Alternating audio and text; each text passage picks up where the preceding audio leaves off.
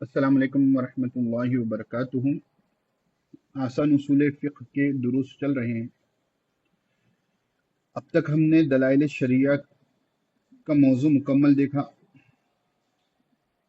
پھر اس کے بعد ہم نے احکام شریعہ کے بارے میں تفصیل سے جانا۔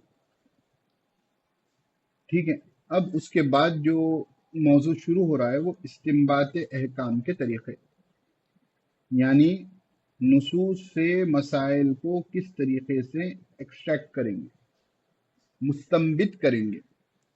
کوئی نیا مسئلہ پیش آ جائے آپ کے سامنے تو اس نئے مسئلے کو کیسے ہم ہمارے دلائل شریعہ کے روشنی میں ان کو استنباط کریں گے کہ یہ فرض ہے، واجب ہے، سنت ہے، حرام ہے، ناجائز ہے، کس طریقے سے، تو طریقہ کار کیا ہوگا۔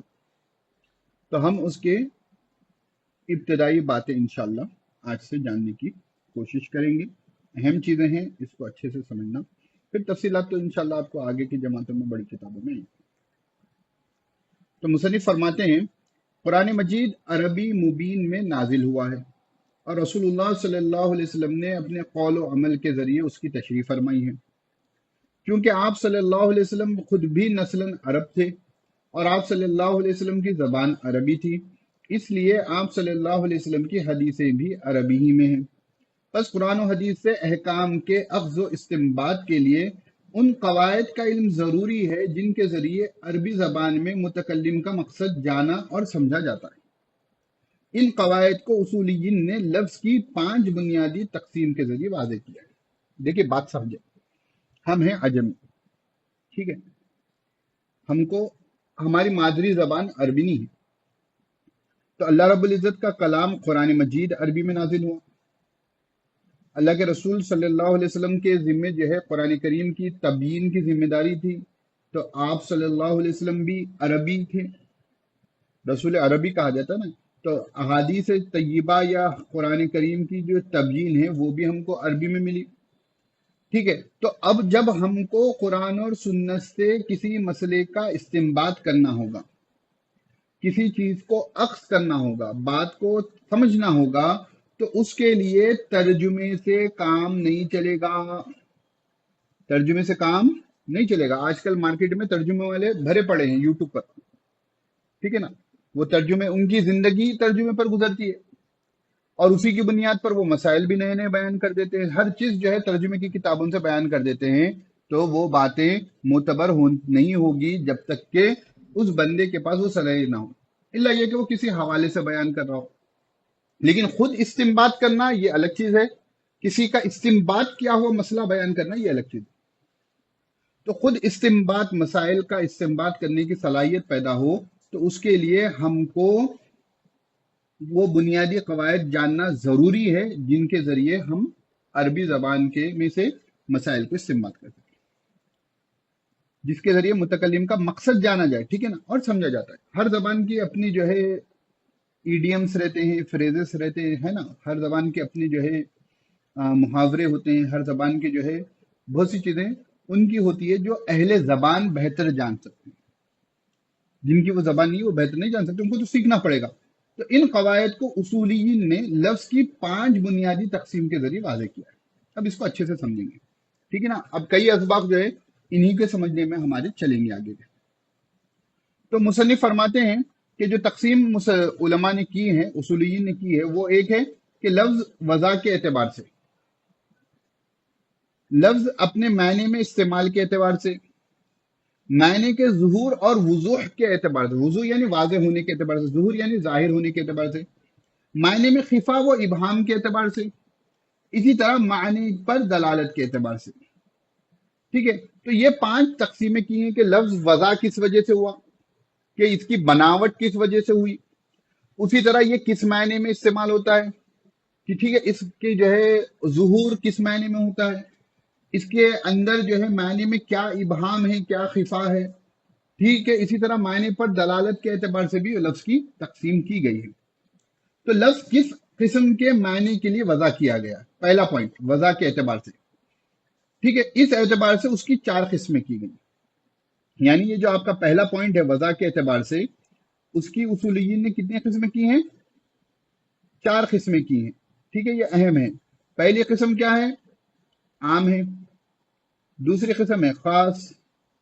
ठीक है, तीसरी किस्म है मुश्तरिक। और चौथी किस्म है मुअव्वल, तावील से मुअव्वल। ये चारों के बारे में जो है हम एक बाद दीगरे जो है इन चीजों के बारे में इंशाअल्लाह समझने की कोशिश करेंगे। अब चलते हैं पहले वाले पर। पहला वाला आम था, लेकिन मुसन्निफ ने खास को जिक्र किया है, तो हम भी जो है उसी से इब्तिदा करते हैं। तो मुसन्निफ फरमाते हैं, अब ये देखिए आम खास हमारी जबान में भी इस्तेमाल होता है, तो उस हिसाब से आपको यहाँ पर समझने में आसानी भी होगी कि बात बातें आसानी से आपको समझ में आ जाएगी। एक मुसन्निफ फरमाते हैं, खास वो है जो एक या ऐसे कसीर पर दलालत करे जो महदूद और महसूर हो। ठीक है, जैसे रशीद, इंसान, सलासा, अशरा वगैरह। खास अपने मायने पर कतियत के साथ दलालत करता है, यानी ये वो बयान वो तौज़ीह का मोहताज नहीं होता और न किसी दूसरे मायने का एहतमाल रखता है। मसलन कफ़ारे कसम के बारे में इरशाद है, फ़कफ़ारतुहु इत्आमु अशरती मसाकीना। यहाँ इत्आम और अशरा खास हैं और इसके मायने मोहताज बयान नहीं। खास किसे कहते हैं?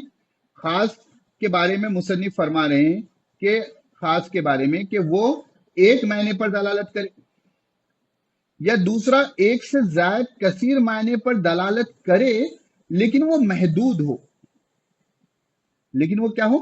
महदूद हो। या ऐसे कसीर पर दलालत करे जो महदूद हो, महसूर हो। जैसे रशीद है, रशीद बोले तो आपको मालूम हो जाएगा कि वो बंदा जिसका नाम रशीद है, और वो एक बंदा भी हो सकता है और दुनिया भर में देखेंगे तो हजारों बंदे भी हो सकते हैं, लेकिन ये रशीद आम कभी नहीं हो सकता। इसी तरह इंसान है, ठीक है ना, तो मखलूक में इंसान क्या हो गया? मखलूक के एतबार से ये खास हो गया। उसी तरह सलासा है 3 का अदद, अशरा है 10 का अदद, ये सब चीजें क्या होगी? खास होंगी। तो मुसन्निफ फरमाते हैं, अब असल हुक्म की तरफ आना है। देखिए पॉइंट्स अहम है, ठीक है ना, समझने के लिए। मैं ऐसा नहीं कि इम्तिहान के लिए अहम है कह रहा हूं, मतलब कि आप उसूल फिक्र का पढ़ने का मकसद क्या है कि इम्तिहान में पास हो जाए? नहीं ना, ऐसा मकसद तो नहीं होता किसी का। उसूल फिक्र का मकसद ये होता है कि जो फिक्र हम पढ़ते हैं उनके क्या बेसिस है, क्या बुनियादें हैं, क्या उसूल हैं, कि जो आप कुदूरी में मसाइल पढ़ रहे हैं, जो आप हिदाया में मसाइल पढ़ोगे, या इसी तरह देगर फिक्र की किताब में मसाइल पढ़ते हो, तो किन बुनियादों पर उन मसाइल को निकाला गया। और कल के दिन अल्लाह रब्बुल इज्जत ने तौफीक दी, उतने इल्म हम हासिल कर लिए, तो हमारे पास भी वो उसूल रहने चाहिए जिससे हम मसाइल का इस्तेमाल कर सकें। पुराने मसाइल में नहीं करेंगे, नए मसाइल में करेंगे, ठीक है ना। तो ये फरमा रहे हैं कि खास अपने मायने पर कतियत के साथ दलालत करता है। कती सबूत, कती दलालत अल्फाज आए थे, कतई 100%। अब रशीद कहेंगे तो रशीद हो ही होगा, बकर नहीं होगा, यानी वो बयान तौज़ी का मोहताज नहीं होता। 3 कहेंगे तब उसमें क्या एक्सप्लेनेशन करेंगे? 3 मीन्स 3 है। जिस चीज के बारे में भी 3 का आदत इस्तेमाल किया गया वो मादूद के लिए साबित होगा। अब इसमें कोई एक्स्ट्रा एक्सप्लेनेशन की आपको जरूरत नहीं होगी, ना किसी दूसरे मायने का एहतमाल रखता है, ठीक है ना। उसमें जो है कोई अलग डबल मीनिंग हो सकते हैं। डबल मीनिंग यानी एक से ज्यादा मीनिंग हो सकते हैं। जब खास होगा तो उसमें एक से ज्यादा मानी नहीं पाए जाएंगे। अगर एक से ज्यादा मानी है तो वो कुछ महदूद होंगे, जैसे अभी हमने देखा। अब मुसन्निफ जो है यहां पर आपको कफ़ारे कसम की मिसाल दे रहे हैं। फ़कफ़ारतुहु इत्आमु अशरत मिस्कीना। इत्आम यानी खिलाना, अशरा यानी 10। अब कफ़ारे कसम में अल्लाह रब्बुल इज्जत सूरह मायदा में फरमाते हैं कि कसम का कफ़ारा यह है कि 10 मिस्कीनों को खाना खिलाना। अब यहां बताएं कि ये मैंने 10 मिस्कीनों को खाना खिलाना, ये आम है खास है? खास होगा। इताम से मुराद जो भी चीज खिलाने की होगी वो इताम हो जाएगा, खाने की। और अशरा जो है खास कर दिया कि भाई 10 लोगों को खिलाना है, 10 मिस्किनों को 10 मौत। अब इसमें कोई दूसरे मायने की गुंजाइश नहीं। नहीं 10 से मुराद जो है ये होगा वो होगा, नहीं। 10 अपने आप में अपने मायने को बताता है कि जो भी उसका मादूद होगा 10 उस पर साबित होगा। तो ऐसी आयतों को, ऐसे अल्फाज को हम क्या कहते हैं? खास कहते हैं। अब इसी तरह आप देख लीजिए कि जो है کہ جس کے شوہر کا انتقال ہو جائے ان کی عدت کے بارے میں بھی جو حکم ہے کہ جو ہے کہ 4 مہینے 10 دن ہے، تو وہ بھی جو ہے عام ہو جائے گا، سوری وہ بھی کیا ہو جائے گا، خاص ہو جائے گا۔ اسی طرح جس میں بھی جو ہے بالکل واضح 2 اور 2 4 کی طرح بات ہوگی وہ آپ کو خاص کے اندر شمار ہوگا۔ اب یہاں فقہ حنفی کا ایک اہم اصول بیان کیا جا رہا ہے، اس کو تھوڑا اچھے سے سمجھنا، ٹھیک ہے نا؟ ممکن ہے دوسرے فقہا کے پاس اصول کچھ الگ ہو، لیکن یہ فقہ حنفی میں اہم چیز ہے کہ جہاں پر بہت سے مسائل پیش آتے ہیں نا، تو وہاں پر اس اصول کو سامنے رکھا جاتا ہے، اور عوام کو نہیں معلوم ہوتا، ان کے سامنے کوئی حدیث لا کر دے دیں گے تو وہ حدیث کے بنیاد بنائیں گے، لیکن فقہ حنفی کا اصول کیا ہے یہاں یہ سمجھے۔ فرما رہے ہیں کتاب اللہ کے خاص میں خبر واحد کی وجہ سے اضافے کی گنجائش نہیں۔ یہ ایک اہم پوائنٹ ہے، اس کو یاد رکھ لینا۔ اگر قرآن کریم میں کوئی حکم خاص بیان ہوا، یعنی خاص الفاظ استعمال کیے گئے، ٹھیک ہے نا؟ حکم خاص کیا ہوگا؟ الفاظ خاص استعمال کیے گئے ہیں، اب حکم واضح قطعی الدلالت ہے، تو اب خبر واحد کے ذریعے، خبر واحد کسے کہتے ہیں؟ جو متواتر نہ ہو، ٹھیک ہے نا؟ اب خبر واحد کی وجہ سے اضافہ نہیں کر سکتے، آپ یہ نہیں کہہ سکتے کہ قرآن کریم میں یہ حکم ہے اور خبر واحد میں یہ بات آئی ہے، تو قرآن کریم میں کیونکہ یہ الفاظ خاص سیناریو کے تھے، خبر واحد کی وجہ سے ہم اس کو عام میں بھی لے سکتے ہیں۔ آپ ایسا نہیں کہہ سکتے، فقہ حنفی کا یہ اصول ہے۔ خبر متواتر کی بات نہیں ہو رہی، خبر واحد کی بات ہو رہی۔ کیوں؟ خبر واحد کیا ہے؟ ظنی ثبوت ہے نا۔ پرسوں ہم نے دیکھا کہ خبر واحد سے جو مسائل ثابت ہوتے ہیں وہ ظنی ثبوت ہوتے ہیں، جب وہ ظنی ہیں تو قطعی میں ظنی کے ذریعے جو ہے چینجز نہیں کر سکتے، یہ فقہ حنفی کا اصول ہے۔ اب یہاں دیکھیے مثال، جیسے اللہ رب العزت نے رکوع و سجود کا حکم دیا ہے، رکوع و سجود خاص ہیں جن کی مراد واضح ہے، خبر واحد سے معلوم ہوتا ہے کہ ان میں اعتدال بھی ضروری ہے، کیونکہ ایک صحابی رضی اللہ تعالیٰ عنہ نے بلا تعدیل ارکان نماز ادا کی تو آپ صلی اللہ علیہ وسلم نے نماز کے اعادے کا حکم فرمایا۔ یہ چونکہ خبر واحد ہے اس لیے رکوع و سجدے کے ساتھ اعتدال کو رکن نماز نہیں قرار دیا جا سکتا، البتہ حدیث کی وجہ سے اس کو واجب قرار دیا گیا۔ بات سمجھ میں آئی؟ تھوڑا باریک سا فرق ہے۔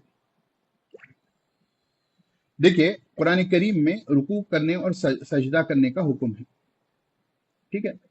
رکوع اور سجدے کی کیفیت معلوم ہے، ٹھیک ہے نا؟ رکوع میں جو جھکتے ہیں اس کو رکوع کہتے ہیں، سجدے کی کیفیت معلوم ہے، ٹھیک ہے؟ یہ قرآن کا حکم ہے اور خاص ہے، ٹھیک ہے؟ احادیث میں تعدیل ارکان جس کو ہم کہتے ہیں، تعدیل کا بھی حکم ہے کہ ایک صحابی نے جو ہے تعدیل سے نماز نہیں پڑھی، اعتدال سے نماز نہیں پڑھی، تو آپ صلی اللہ علیہ وسلم نے نماز دہرانے کا حکم دیا۔ تو اب قرآن کریم میں رکوع اور سجدے کا حکم ہے، اس لیے ارکان نماز میں رکوع اور سجدے کو رکھا گیا۔ حدیث کی وجہ سے اعتدال کو امام ابو حنیفہ رحمۃ اللہ علیہ نے رکن میں نہیں شمار کیا، لیکن کیونکہ حدیث میں ہی اللہ کے رسول صلی اللہ علیہ وسلم نے نماز کو دہرانے کا حکم دیا، تو اعتدال یعنی تعدیل ارکان کو امام ابو حنیفہ رحمۃ اللہ علیہ نے واجب میں شمار کر دیا۔ بات سمجھ میں آئی؟ یہ نہیں کہ حدیث کے بالکل خلاف چلے گئے، یہ نہیں کہ حدیث کے بالکل خلاف چلے گئے، بلکہ حدیث کا جو حکم تھا، حدیث سے جو بات ثابت ہو رہی تھی، اس سے قرآن کریم کے خاص کو میں کچھ اضافہ کرنے کے بجائے قرآن کریم کا جو خاص ہے اس کو جو ہے ارکان میں رکھا شمار کیا گیا، اور حدیث میں کیونکہ تاکیداً جو ہے لوگوں کو نماز دہرانے کا حکم ہوا، اس لیے اس کو جو ہے واجب میں شمار کیا گیا۔ اور واجب کے بارے میں آپ کو معلوم ہے کہ کوئی جو ہے عمدن اس کو چھوڑے گا تو اس کی نماز نہیں ہوگی، بھول کر چھوڑ دیا تو جو ہے اس کو سجدہ سہو کرنا پڑے۔ بات سمجھ میں آئی کچھ؟ میں اس کو اور ایک اچھی مثال دیتا ہوں، جیسا بعض حضرات کہتے ہیں، نہیں تو پہلے اسی مثال کو اچھے سے سمجھیں۔ دیکھیے قرآن کریم میں نماز کا جہاں کہیں حکم ہے تو بہت سی جگہ پر جو ہے وَرْكَعُوا مَعَ الرَّاكِعِينَ کا ذکر ہے، تو رکوع کرنے کا آ گیا تو ہم نے رکوع کو کیا کر دیا؟ ارکان نماز میں رکھ دیا، ٹھیک ہے؟ سجدہ کرنے کا حکم آ گیا تو ہم نے کیا کر دیا؟ سجدے کو بھی ارکان نماز میں لگا دیا، ٹھیک ہے؟ اب جب احادیث شریفہ آپ مطالعہ کرو گے تو رکوع اور سجدے میں مطلب وقت لگانا، اعتدال کے ساتھ کرنا، سکون سے کرنا، طمانینت کے ساتھ کرنا، اس کا حکم موجود ہے۔ اور بعض روایتوں میں جو ہے ایک صحابی رضی اللہ تعالیٰ عنہ جو ہے وہ تھوڑا جلدی سے نماز پڑھ لی، جیسا آج کل عام طور پر بندے چھوٹے بچے پڑھتے ہیں، مطلب میں وہ سمجھانے کے لیے تعبیر کر رہا ہوں نہ، وہ نہیں تو انہوں نے رکوع اور سجدے میں جیسی تمانیت ہونی چاہیے تھی کسی وجہ سے انہوں نے نہیں کی، تو آپ صلی اللہ علیہ وسلم نے فرمایا کہ جاؤ تم نماز پھر سے پڑھو کہ تم نے نماز نہیں پڑھی۔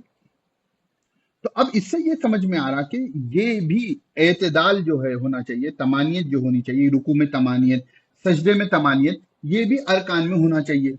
ایک مطلب ایک عام انسان کو یہ بات سمجھ میں آتی ہے، لیکن فقہ حنفی کا اصول یہ ہے کہ کتاب اللہ میں جو چیز خاص ہے تو اس خاص میں آپ کچھ اٹیچمنٹ جو ہے خبر واحد کے ذریعے نہیں کر سکتے، کیونکہ یہ جو حدیث آئی تھی وہ خبر واحد تھی، تو لیکن خبر واحد کا اپنا درجہ ہے سنت رسول کا، تو اس کو کیا کیا، کیونکہ اللہ کے رسول صلی اللہ علیہ وسلم نے نماز میں اعتدال نہ کرنے کی وجہ سے نماز دہرانے کا حکم دیا، اس لیے امام ابو حنیفہ رحمۃ اللہ علیہ نے یا فقہ حنفی میں اعتدال ارکان کو، تعدیل ارکان کو واجب میں رکھا۔ جتنے بھی ارکان قیام ہیں، سجدہ ہے، اس کی ایک مثال میں دے دیتا ہوں چھوٹی، جہاں وضو کرنے کا حکم ہے سورہ مائدہ کی آیت میں، تو جو ہے جب تم نماز کا ارادہ کرو تو کیا کرو، اپنے چہرے کو دھو لو، اپنے ہاتھوں کو دھو لو، اپنے سر کا مسح کر لو، اور اپنے دونوں پاؤں ٹخنوں کے ساتھ دھو لو، ٹھیک ہے نا؟ سورہ مائدہ میں یہ حکم ہے، تو امام ابو حنیفہ رحمۃ اللہ علیہ کے پاس وضو کے فرائض 4 ہی ہیں، کیوں؟ قرآن کا خاص حکم ہے۔ اب آپ امام شافعی رحمۃ اللہ علیہ کے پاس دیکھو گے وضو کے فرائض 6 ہیں، 4 تو یہی ہیں، دوسرا اس کے اوپر ایک نیت کرنا فرض ہے، امام شافعی رحمۃ اللہ علیہ کے پاس انما الاعمال بالنیات کی وجہ سے، اور انما الاعمال بالنیات خبر واحد ہے، اور دوسرا ایک فرض امام شافعی رحمۃ اللہ علیہ کے پاس کیا ہے؟ ترتیب۔ ترتیب کی دلیل کیا دیتے ہیں شوافع حضرات، میں بھی کیونکہ مسلکن شافعی، وہ یہ دیتے ہیں کہ اللہ کے رسول صلی اللہ علیہ وسلم کی حیات طیبہ میں آپ صلی اللہ علیہ وسلم کا اس ترتیب کے علاوہ دوسری ترتیب سے وضو کرنا ثابت نہیں، یعنی پہلے چہرہ دھونا، پھر ہاتھ دھونا، پھر سر کا مسح کرنا، پھر دونوں پیر ٹخنوں سمیت دھونا، یعنی فرائض کی ذکر کرنا، اس لیے یہ بھی ہمارے پاس کیا ہے؟ فرائض میں سے۔ اب فقہ حنفی کا اصول کیا ہے؟ کتاب اللہ کے خاص میں خبر واحد کی وجہ سے کسی اضافے کی گنجائش نہیں ہوگی، تو نیت کو سنت میں رکھ دیا گیا، اور ایسا نہیں کہ نیت مت کرو بول کر کہتے ہیں، سنت میں رکھتے ہیں، نہیں رکھتے ہیں، ٹھیک ہے؟ اسی طرح جو ہے ترتیب کو بھی سنت میں رکھ دیا گیا، تو جس حساب سے دلیل ہوگی اس حساب سے اس کا درجہ متعین کیا جائے گا۔ امید ہے بات سمجھ میں یہاں تک آ گئی۔ اسی طرح وضو میں غسل وجہ، غسل ایدی، مسح راس اور غسل رجل کا حکم دیا گیا ہے۔ یہ تمام الفاظ اپنے معنی کے لحاظ سے خاص ہیں، جن سے معلوم ہوتا ہے کہ یہ افعال وضو کے ارکان ہیں، مگر خبر واحد سے معلوم ہوتا ہے کہ وضو میں نیت، تسمیہ، پے در پہ غسل اعضاء بھی ضروری ہے، لہذا ان افعال کو وضو کے ارکان قرار نہیں دیا جا سکتا کہ اس سے کتاب اللہ کے خاص پر اضافہ لازم آتا ہے، البتہ ان کو سنت و مستحب کا درجہ حاصل ہے۔ اب دوسرے فقیر، دیکھیے ہر فقیر کا اصول ایک ہونا ضروری نہیں ہے نا، امام ابو حنیفہ رحمۃ اللہ علیہ کا یہ اصول تھا کہ کتاب اللہ کے خاص میں خبر واحد کی وجہ سے کوئی اضافے کی گنجائش نہیں ہوگی، اب ان کے اصول کے اپنے دلائل ہیں، ٹھیک ہے؟ اب دوسرے فقیر ہوں گے، وہ خود مجتہد ہوں گے، تو ان کا اپنا اصول ہوگا، اپنے اصول کے حساب سے ان کی اپنی دلیل ہوگی، تو اپنے دلیل کے حساب سے جو ان کا اصول ہوگا اسی بنیاد پر وہ احکام کو نکالیں گے، اخذ کریں گے، استنباط کریں گے۔ اسی لیے آپ دیکھنا کہ فقہا کا جو اختلاف ہوتا ہے نا، اصول کی بنیاد پر ہوتا ہے، تو جس اصول کی وجہ سے نماز میں ان کا اختلاف ہو، وہی اصول کی وجہ سے زکوٰۃ میں بھی ان کا اختلاف ہوگا، اگر حج میں آ گیا تو وہ اصول حج میں بھی وہی اصول کی بنیاد پر اختلاف ہوگا، کیوں؟ وہ لوگ روٹ کو پکڑتے ہیں، اصول کے حساب سے چلتے ہیں، ایسا نہیں کہ نماز کے احکام میں ایک الگ اصول طے کر دیا، روزے میں ایک الگ اصول طے کر دیا، حج میں ایک الگ اصول طے کر دیا، نہیں، پہلے اصول طے ہوتے ہیں، اصول کے بعد مسائل کو مستنبط کیا جاتا ہے، اور وہ اختلاف اگر نماز میں طہارت میں موجود تھا، وہی اختلاف آگے کی جگہ پر بھی وہی اصول ٹکرائے گا، تو وہی سیم اختلاف آئے گا۔ آپ ہدایہ میں اگر چاروں میں ہدایہ پڑھو گے نا، تو اس میں آپ کو بہت سی جگہ دکھے گا کہ جو ہے کہ جو اختلاف طہارت کے بیان میں تھا، آگے جاؤ کہ وہی اختلاف جو ہے اسی اصول کی بنیاد پر آگے بھی ملے گا، تو یہ کنسسٹنسی ہوتی ہے فقہا کے پاس، کیوں؟ وہ لوگ اصول کے ساتھ جاتے ہیں، اور آج کل جو لوگ ہوتے ہیں کہ جو ہے کہ کسی نے کہہ دیا کہ ایسا کر لیں، کسی نے کہہ دیا ایسا کر لیں، کسی نے کہہ دیا ایسا کر لیں، اور क्या करे, sunnah.com पर गए या ऑनलाइन किसी वेबसाइट पर गए, हदीस पढ़ लिया, अच्छा हाँ हदीस में ये है, हम इस पर अमल करेंगे। बहुत अच्छी बात है, आप हदीस पर अमल करने का शौक रखते हैं, लेकिन हदीस पर अमल करने के शौक के साथ साथ आप फिर हदीस के मानी और मफहूम को समझें, मुहद्दिसीन ने उसकी क्या शरह की है समझे, उस मौजू पर जितनी अहादीस है उनका मुताला करें, और सहाबा इकराम रजी अल्लाह अन्हुम अजमईन और फुकाहा और मुहद्दिसीन की क्या आ रहा है उनको भी देखना जरूरी है। क्यों कि हमारे पास ये जो दीन पहुंचा है ये कंसिस्टेंसी से पहुंचा है कि अल्लाह के रसूल सल्लल्लाहु अलैहि वसल्लम ने सहाबा को सिखाया, सहाबा इकराम रजी अल्लाह अन्हुम अजमईन ने ताबईन को, ताबईन ने तब ताबईन को, और वहां से लेकर आज तक जो है वही एक कड़ी चल रही है। हम ऐसा नहीं कि 1400 साल के बाद हम अपना कोई मायना ले लें और कह दें कि ये मायना मैं जो समझ रहा हूँ वो सही है, तो कतअन वो आपका मायना सही नहीं हो सकता। ठीक है ना, उम्मीद है यहाँ तक बात समझ में आई होगी। इंशाल्लाह आम के बारे में और दीगर चीजों के बारे में अगले असबाक में पढ़ेंगे। अस्सलाम वालेकुम वरहमतुल्लाहि